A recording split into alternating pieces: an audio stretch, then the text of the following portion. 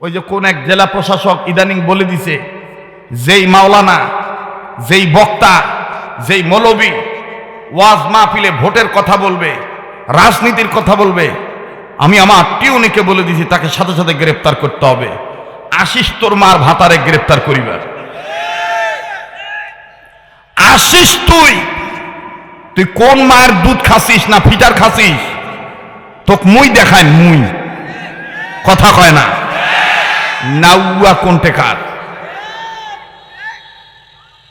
হামারে টাকা 40, হামারে ট্যাক্সের টাকা 40, আবার হামারে তুই হামার দেশত, তুই কেরামত লিজনপুরীর দেশত, মরহুম মাওলানা দেলাওয়ার হোসেন সাইদির দেশত, চরমনার পীর সৈয়দ ফজল করিম রহমতুল্লাহর দেশে, টুপিওয়ালা দাড়িওয়ালাদের দেশে, ইসলামী রাজনীতি কর্মীওয়ালাদের দেশে ইসলামের রাজনীতি কথা বললে তুই গ্রেফতারের ভয় দেখাস। তোর জন্মে ভেজাল আছে বেটা। আমাকে কথা বলতে দেন, আমাকে কথা বলতে দেন। হে ভাই, রাজনীতির কথা বলা কি কবিরা গুনাহ? ধরে কর, রাজনীতির কথা বলা কবিরা গুনাহ? এটা আমার দায়িত্ব, এটা আমার ঈমান। আমার রক্ত আমি ইসলামের পক্ষে দিতে চাই। আমার তামান্না শাহিদি মউত। কথা বলেন। মুমিনদের এপারে দুনিয়া, ওপারে জান্নাত। কথা বলেন। এজন্য মুমিনের অন্তরে একমাত্র আল্লাহ রসুলের মহাব্বত। কার মহাব্বত? আল্লাহ রসুলের মহাব্বত। সাবধান থাকবেন।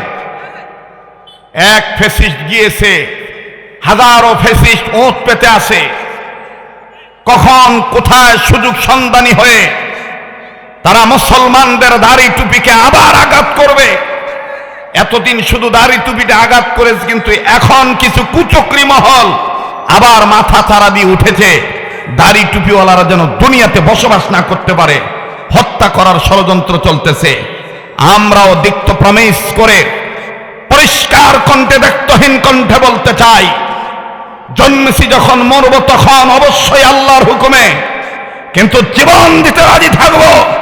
কোন বাতিলের কাছে মাথা নত করে আল্লাহর জমিনে আল্লাহর গোলামি করা থেকে বিরত থাকবো না, থাকবো না, থাকবো না। গোলামি করব কার? আবার বলেন কার? কষ্ট হচ্ছে আপনাদের যারা এই কথাগুলি বলে? ধর্মীয় রাজনীতি নিষিদ্ধ করা দরকার। আমি বলতে চাই, তাদের অল্প বিদ্যা, আর অল্প বিদ্যা ভয়ঙ্কর। অল্প বিদ্যা ভয়ঙ্কর।